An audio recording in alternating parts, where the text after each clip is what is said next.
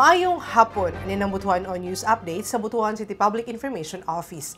Gipang apod-apod sa City Agriculture and Veterinary Department, uban ang Department of Agriculture, PhilRice Agusan, ang kapin sa 4,000 ka bag na certified rice inbred seeds alang sa mga Butuanon rice farmers.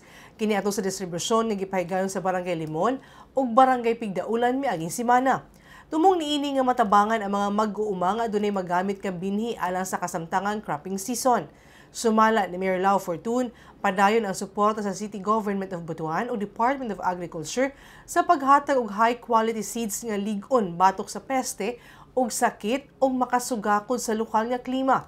Tungod niini, gilauman nga mosaka ang produksyon sa humay ug mukunhod ang gasto sa pagpanguma nga mopataas usab sa kita sa mga mag-uuma.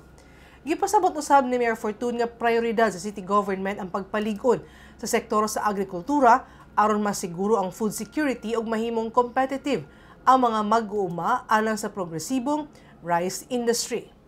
Og mga updates sa adlaw alang sa bang mga updates, follow the like ang official Facebook page, TikTok, Instagram ug subscribe sa YouTube channel sa Butuan City Public Information Office. 22 days na lang, Pasko na. Ako si Charmaine Awitan, daghang salamat.